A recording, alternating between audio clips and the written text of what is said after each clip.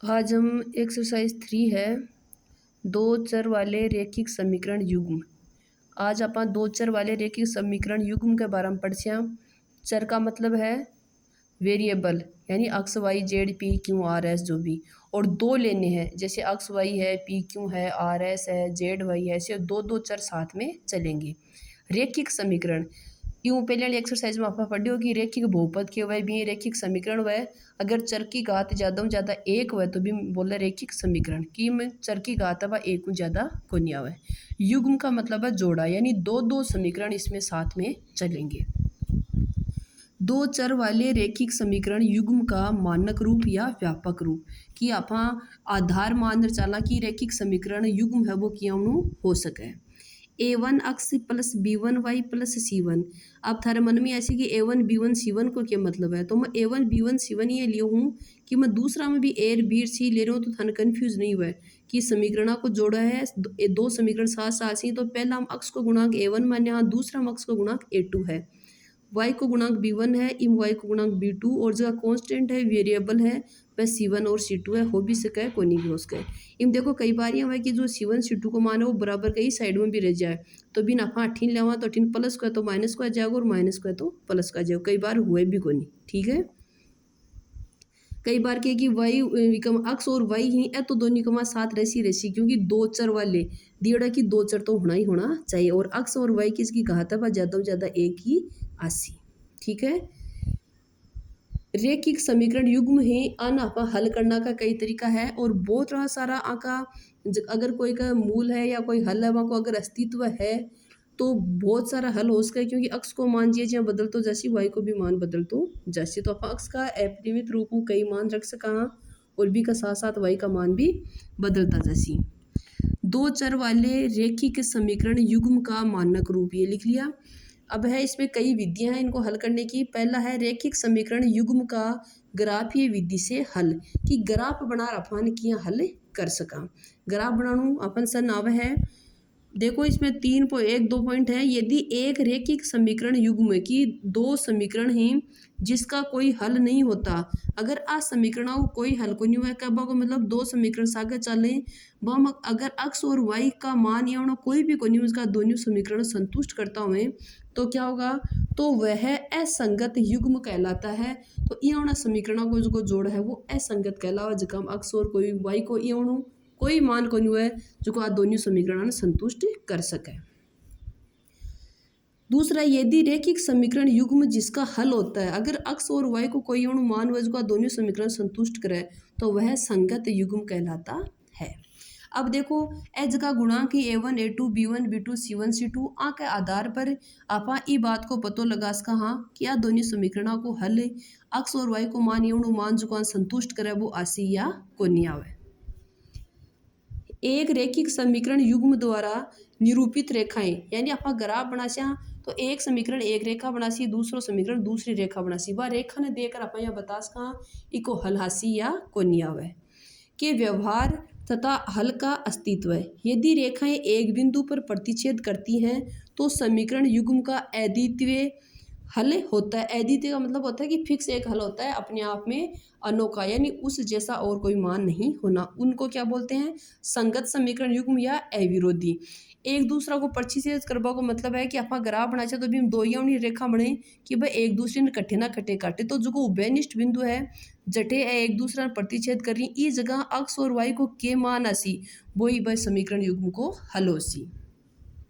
यदि रेखाएं समांतर हो, समांतर की आसी यहाँ, अगर दोनों रेखा एक दूसरे के पैरेलल चल रही हैं, समांतर चल रही हैं कि यह एक दूसरा ने कट्ठे ही को नहीं काटे है।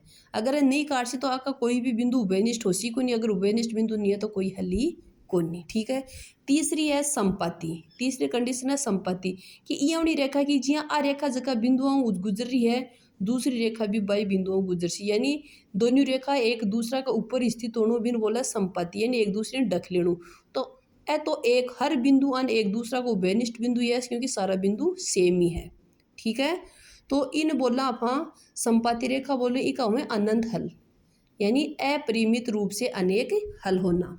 यदि रेखाएं समांतर हैं, किसी भी बिंदु पर प्रतिच्छेद ना करें, तो समीकरण युग्म है का कोई हल नहीं होगा, उसको बोलते हैं असंगत समीकरण युग्म। यदि रेखाएं संपाती हों यानी एक दूसरे के ऊपर आच्छादित हैं यानी एक दूसरे को ढके हुए हैं यानी सभी जगह पॉइंट सारा पॉइंट है भाई एक उभयनिष्ठ बिंदु ही है तो समीकरण युग्म के अपरिमित रूप से अनेक हल होते हैं। यहाँ समीकरण में भी संगत समीकरण युग्म बोला है क्योंकि जगह को हल हुआ वो संगत है, जगह को हल नहीं हुआ असंगत है। तो ये चाहे अनंत हल हुआ लेकिन हल है तो सही। और यहाँ संगत या इन बोला आश्रित समीकरण युग्म कब को मतलब संगत और आश्रित एक ही बात है। A1 A2 B1 B2 जो हम थान पहले बतायूँ ए के ही गुणांक है। देखो रेखा युग्म अगर जगह समीकरण ही बा कोई जोड़ो ई टाइप को है तो अनुपातों की तुलना अगर A1 बटा A2 लिख दियो A1 बटा A2 और B1 बटा B2 की A1 B1 A2 B2 को जो को भी मान आसी बोटे रख दिया। ए दोनों अगर एक दूसरा के बराबर नहीं है तो रेखा एक दूसरा ने प्रतिच्छेद करसी। ठीक है, अगर एक दूसरा के बराबर नहीं है तो रेखा ये एक दूसरा कटेली कटे ना कटे उभयनिष्ठ बिंदु आओगे वो ही हल है। और है को ग्राफीय निरूपण ये रेखा एक दूसरे को काटेंगी बीजगणितीय रूप में इनकी बोला पा केवल एक हल होगा।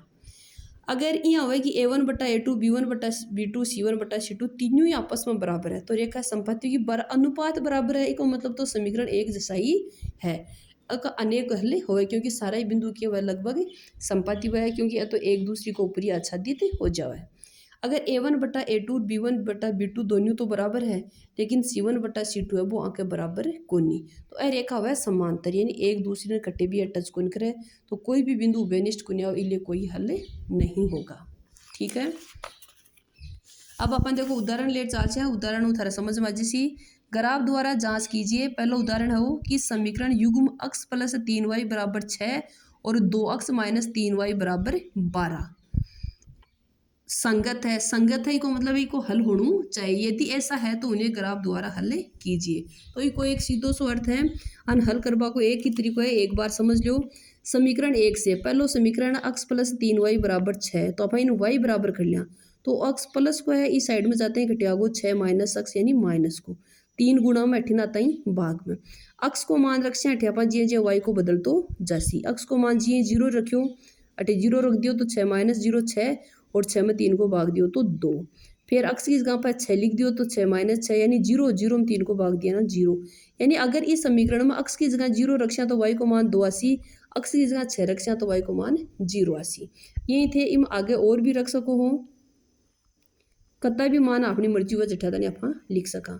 समीकरण नंबर 2 से दूसरा समीकरण है 2x माइनस के 3y बराबर 12 यूं भी आप y को मान निकाल लिया और 12 अठीला मान डाचना क्या को जिसी माइनस को अच्छी 2x माइनस 12 और माइनस 3y माइनस को अठीन जाते हैं प्लस को गो 3 का गुणा में y तो 3 को अठीन के दे दियो भाग दे दियो।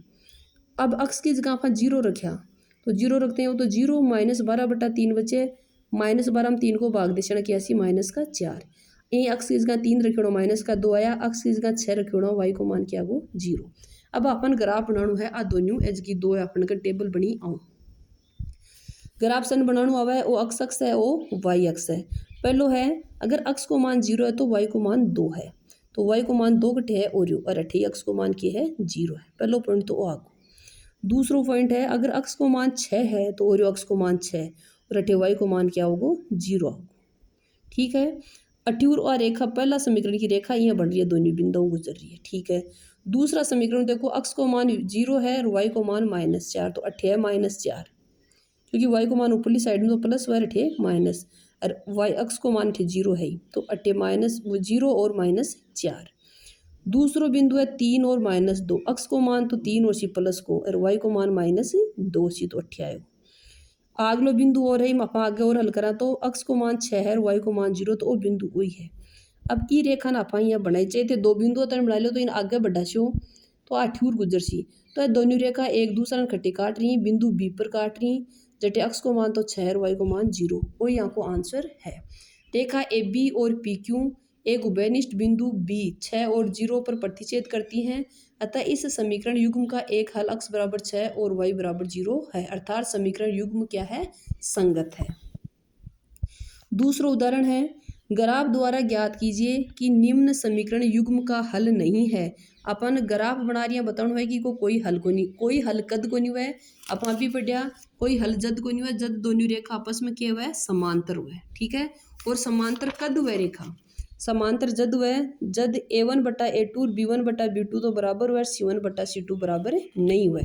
ठीक है, ग्राफ बना देख ले श्याम।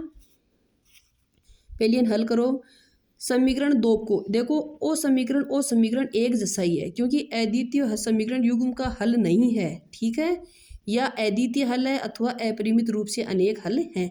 अपन ग्राफ बना रही हैं, बताना होगी को हल है को नहीं, अगर है या को नहीं है या अनंत हल है। तो अपन इन देख सिया वो 5x - 8y + 1 है, तो पहले तो बट्टा मांगी तो बट्टा हटाओ इमो, तो क्या कर सिया आप इम 5 ना ठण हुआ, इम तो कोई बट्टा बट्टा है को नहीं। दूसरा देखो 5 से ठण हुआ तो 5 को गुणा कर सिया। ध्यान रखियो समीकरण में बराबर का दोनों साइडा कमाई हुए सारी संक्रिया अठिन क्यों जोड़ सो तो अठिन भी जोड़ना पड़सी, अठिन घटा सो तो अठिन भी गुणा कर सो तो दोनों साइड में गुणा, भाग कर सो तो दोनों साइड में, दोनों साइड में 5 को गुणा कर सिया। समीकरण 2 को दोनों तरफ से 5 से गुणा करने पर इन जी 5 ने गुणा करे, 3 5 थी 15, इमो 5 हट जैसी, इमो भी हट जैसी, अठिन 0 5 ने गुणा करता ही 0 आपको। अब क्या करा और 15 से 24y 3y ओ आल और छोटो हो सके, क्योंकि हम सारा 3 को भाग जा सके। तो समीकरण फिर से समीकरण 3 में 3 से भाग देने पर और समीकरण 3 हो गए, 3 को भाग देता है, 15 में 3 को भाग दियो 5 आगा, 24 में 3 को भाग दियो 8 आगा, 3 में 3 को भाग दियो 1 आगा, 0 में 3 को भाग दियो ना 0 आगो। अब देखो समीकरण नंबर जो 1 है बसोई वो समीकरण नंबर 2 है जो बन को देखो हो यहाँ तो दोनों समीकरण एक ही है, तो आपकी लाइन तो एक जैसी बड़ी कटोरी बना लो, यानी एक दूसरा ने ढकले सी। हमने देखा कि समीकरण 1 और समीकरण 4 एक ही समीकरण है, अतः इस समीकरण युग्म में रेखाएं संपाती होगी, अतः अपरिमित रूप से अनेक हल होंगे, क्योंकि सारा ही बिंदु उभयनिष्ठ है। अगला उदाहरण है उदाहरण नंबर 3 है कमाएं। चंपा एक सेल में कुछ पैंट और स्कर्ट लेने गई। जब उसकी सहेलियों ने पूछा कि प्रत्येक के कितने नग खरीदे, चंपा शॉपिंग करने गई, पेंट और स्कर्ट लाने गई, तो भी सहेलियाँ पूछे कि प्रत्येक यानी कत्ता तो पेंट खरीदी और कत्ता स्कर्ट खरीदे। तो उसने उत्तर दिया कि स्कर्ट की संख्या खरीदी गई पेंटों की संख्या की 2 गुनी से भी 2 कम है।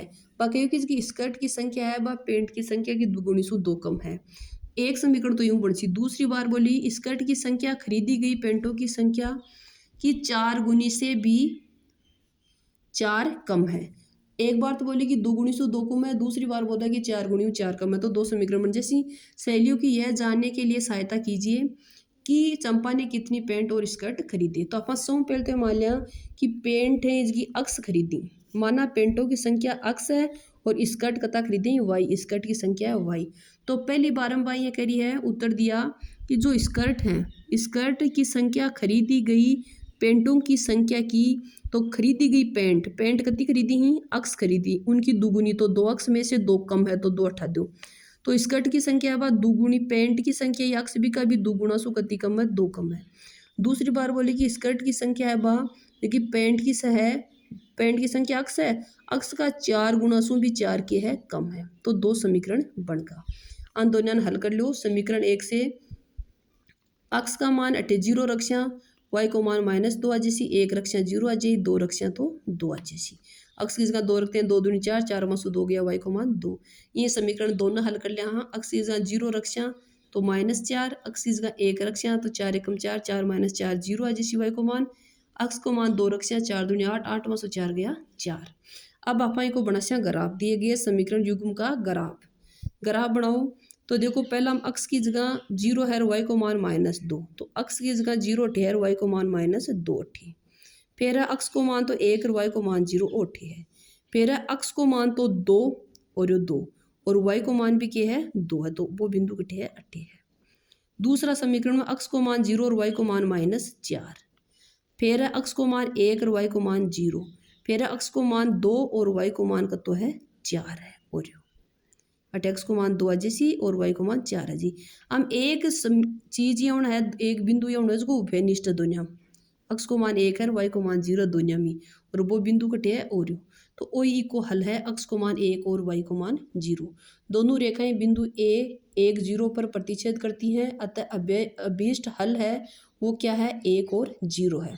अक्स बराबर 1 y बराबर 0, अतः पेंटों की संख्या 1 है, मतलब पेंट तो 1 खरीदी और y को मान 0 है, को मतलब स्कर्ट खरीदा ही को नहीं, स्कर्ट की संख्या 0 है, अर्थात कोई स्कर्ट नहीं खरीदा गया। ओके।